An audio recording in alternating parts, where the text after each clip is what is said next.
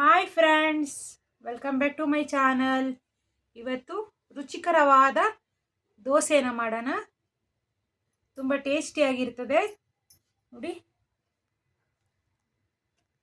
ದೋಸೆ ಎಷ್ಟು ಚೆನ್ನಾಗಿ ಬಂದಿದೆ, ಸಾಫ್ಟಿಯಾಗೂ ಇದೆ. ನೋಡಿ ಎಷ್ಟು ಸ್ಮೂತಾಗಿದೆ ಅಂದರೆ ಅಷ್ಟೊಂದು ಸ್ಮೂತಾಗಿದೆ. ಬನ್ನಿ ಯಾವ ರೀತಿ ಮಾಡೋದನ್ನ ನೋಡ್ಕೊಂಬರೋಣ.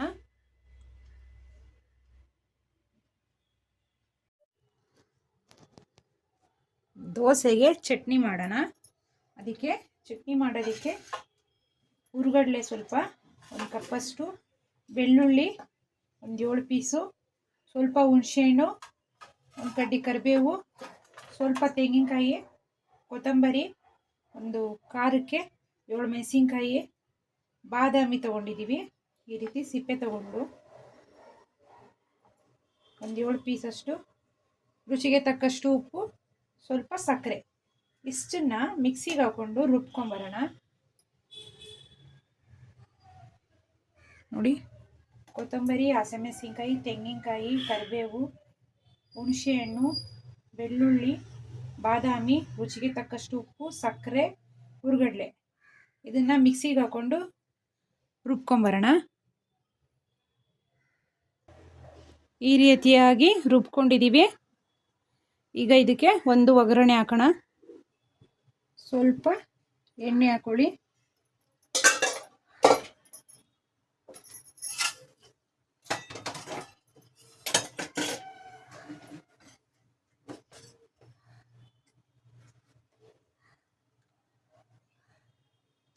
ಸಾಸಿವೆ 1 ಸ್ಪೂನಷ್ಟು, ಕರಿಬೇವು,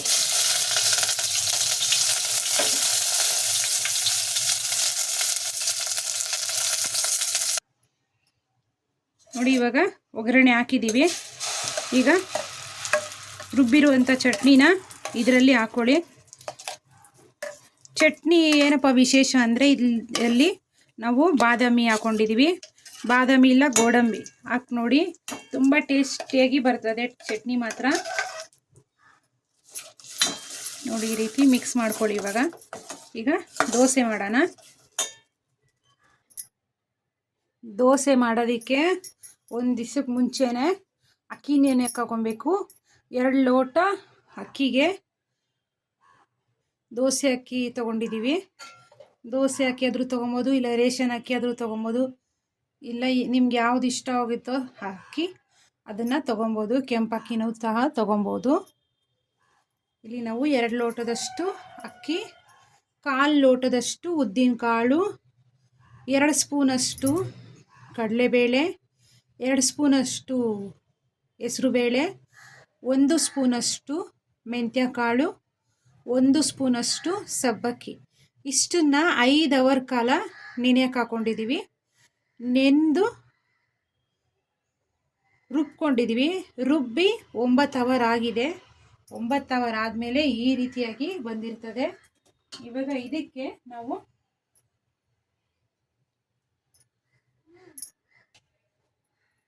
ಈಗ ರುಚಿಗೆ ತಕ್ಕಷ್ಟು ಉಪ್ಪನ್ನ ಹಾಕೊಳ್ಳಿ.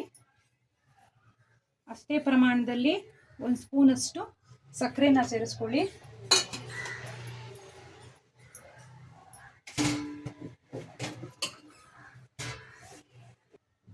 ನೋಡಿ ಇವಾಗ ಇದಕ್ಕೆ 2 ಸ್ಪೂನಷ್ಟು ಚಿರೋಟಿ ರವೆ, 2 ಸ್ಪೂನಷ್ಟು ಮೈದಾ ಇದನ್ನು ತಗೊಂಡಿದ್ದೀವಿ.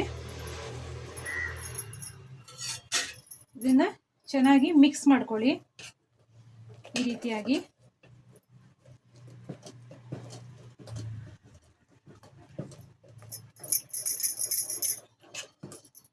ಗಂಟಿಲ್ದಿರ ಚೆನ್ನಾಗಿ ಮಿಕ್ಸ್ ಮಾಡ್ಕೊಳ್ಳಿ.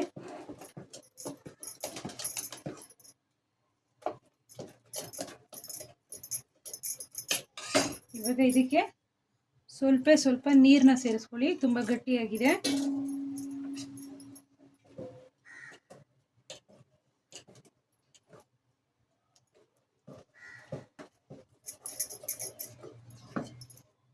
ಈ ಹದದಲ್ಲಿರಬೇಕು, ತುಂಬ ತೆಳುಗೂ ಕಲಿಸ್ಕೊಬಾರ್ದು. ಇವಾಗ ಕರೆಕ್ಟಾಗಿದೆ. ಈಗ ದೋಸೆ ಹಾಕೋಣ. ದೋಸೆ ಮಾಡೋದಕ್ಕೆ ಒಂದು ತವಾನ ಇಟ್ಕೊಳ್ಳಿ. ತವ ಚೆನ್ನಾಗಿ ಕಾಯಿಸ್ಕೊಂಡು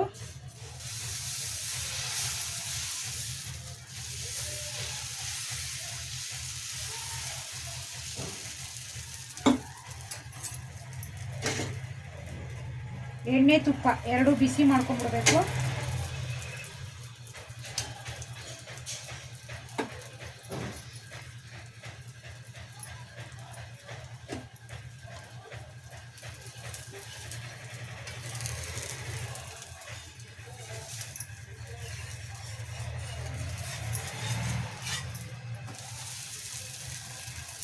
ಈ ರೀತಿ ಎರಡು ಸೈಡೂ ಬೇಯಿಸ್ಕೊಬೇಕು.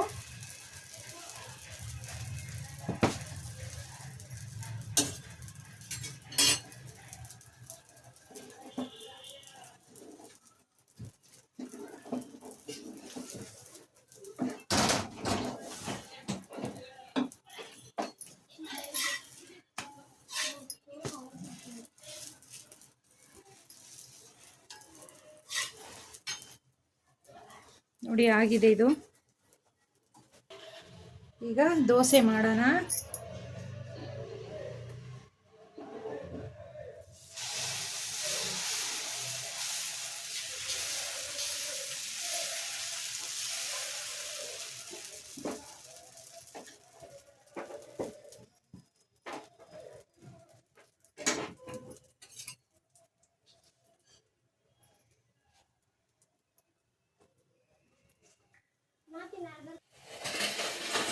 ನೋಡಿ ಈ ರೀತಿ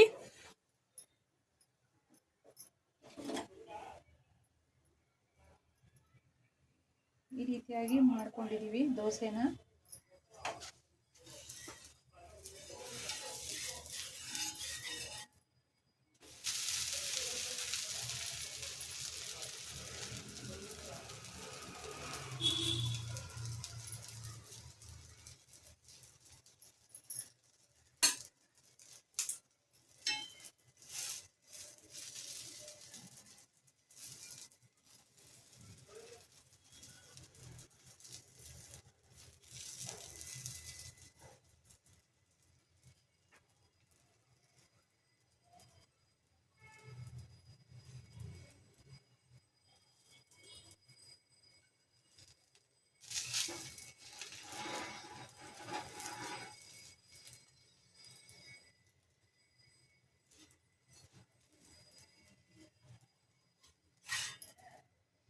ನೋಡಿ ಆಗಿದೆ ದೋಸೆ.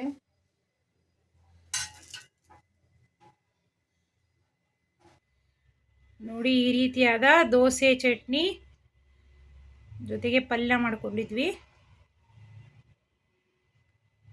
ದೋಸೆ ಚಟ್ನಿ ಪಲ್ಯ ಸವಿಯಲು ಸಿದ್ಧವಾಗಿದೆ. ನಮ್ಮ ಚಾನಲ್ನ ಸಬ್ಸ್ಕ್ರೈಬ್ ಮಾಡ್ಕೊಳ್ಳಿ. Thank you for watching this video.